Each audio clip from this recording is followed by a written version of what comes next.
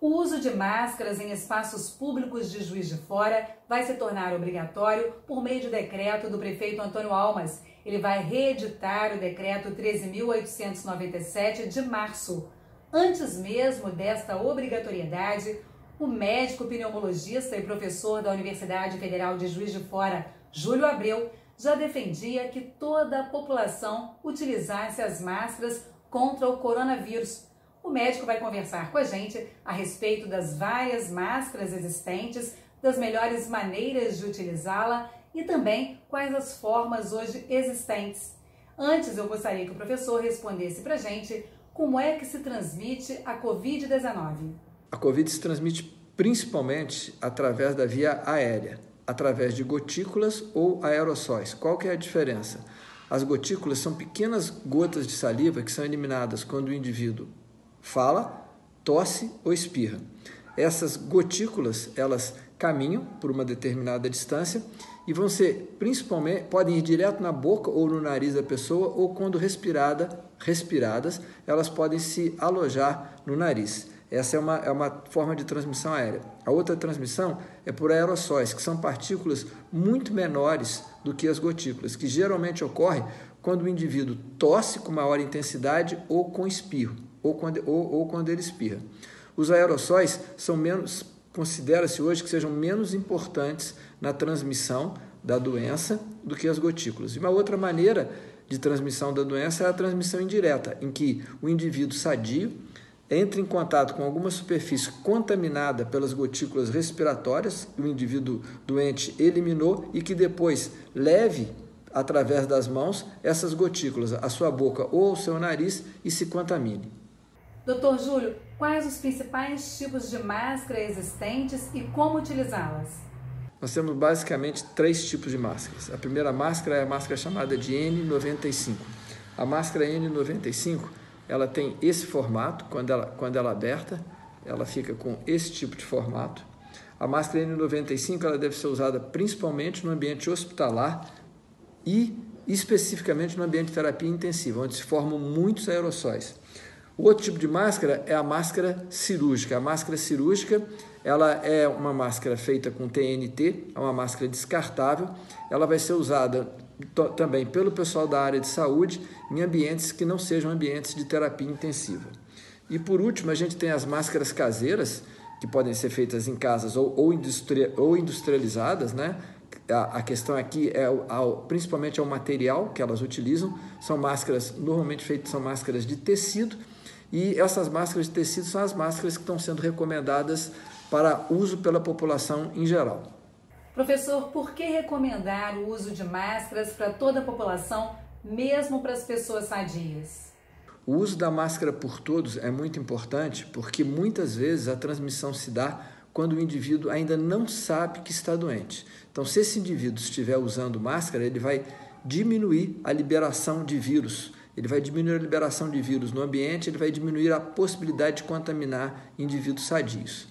E do outro lado, se um indivíduo sadio estiver usando máscara, isso reduz a possibilidade dele se contaminar com o vírus que está sendo eliminado pelo indivíduo que está doente próximo a ele. E como que são feitas as máscaras de pano?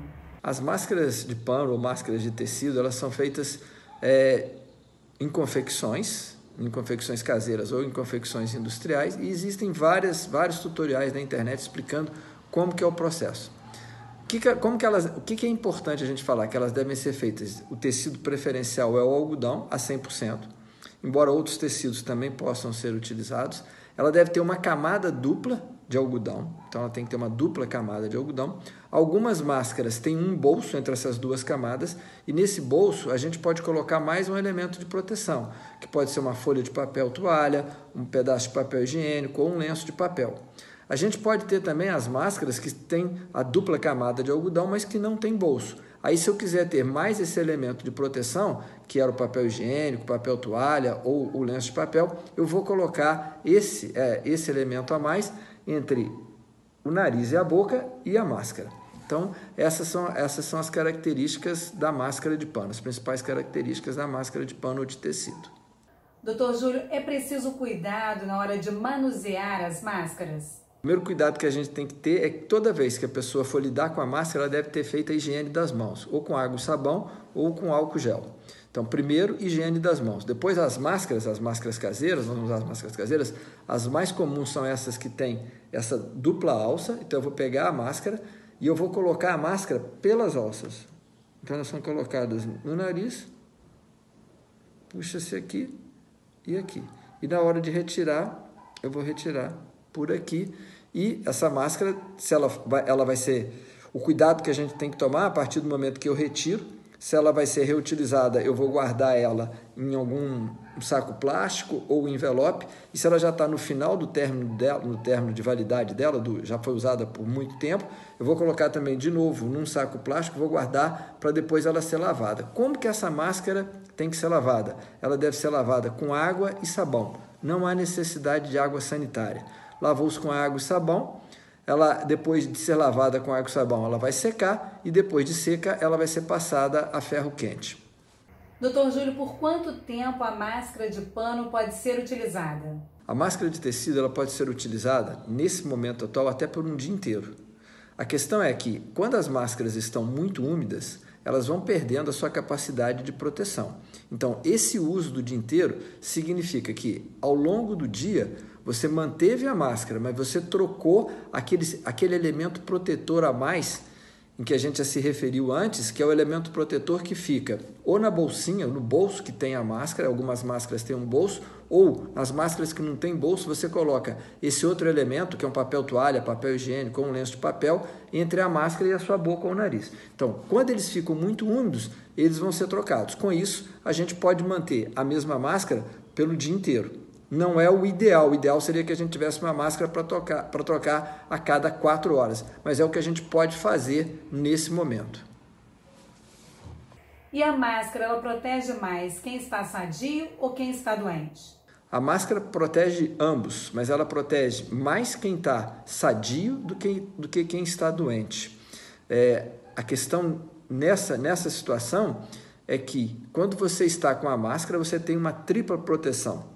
Você, sadio, é protegido com relação às gotículas respiratórias, que são as partículas maiores de vírus que vêm do indivíduo doente para o sadio. Você é protegido parcialmente protegido com relação à inalação, que são as partículas menores de vírus, e você é protegido com relação à transmissão por contato. Se você for colocar a mão na boca ou no nariz e você estiver de máscara, você está protegido nesse sentido.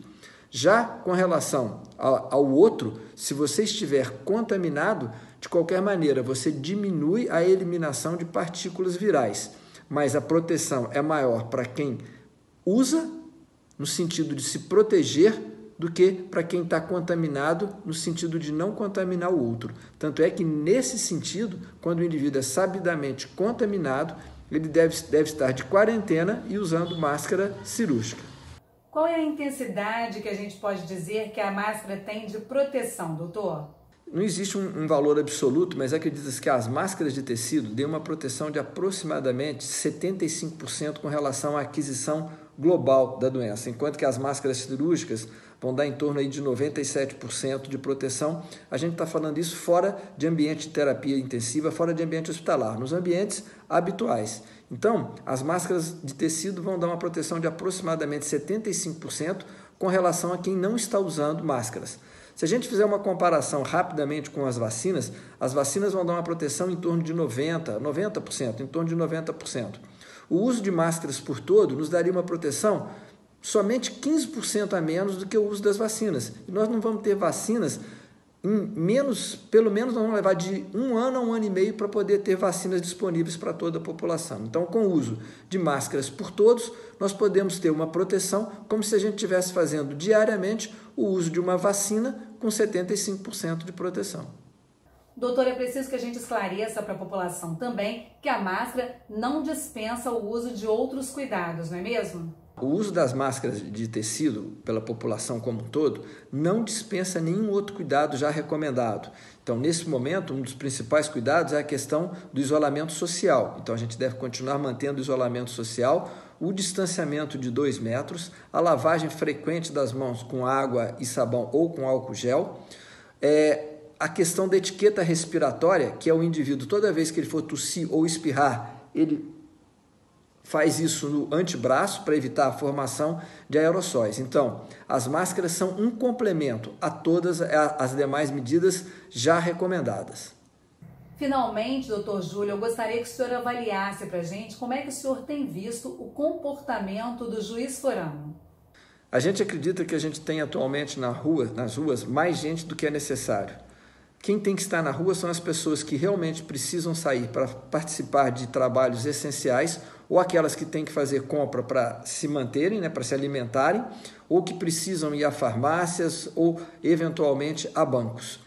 E a gente acredita que tem muito mais gente na rua do que realmente é necessário. Então, a gente não pode falar que o juiz forano esteja comportando completamente mal, porque a gente nota que houve uma redução das pessoas nas ruas, mas ainda tem muitas pessoas nas ruas. E o que é o mais importante de tudo, as pessoas que eventualmente estejam na rua precisam, obrigatoriamente, deveriam estar usando máscaras. Então, na rua, todos de máscaras. Nós ouvimos, então, o professor da Universidade Federal de Juiz de Fora e pneumologista Júlio Abreu, que nos deu vários esclarecimentos a respeito da importância do uso da máscara nesses tempos de pandemia. Muito obrigada, doutor Júlio, pela participação e pelos esclarecimentos aqui para a JF TV Câmara.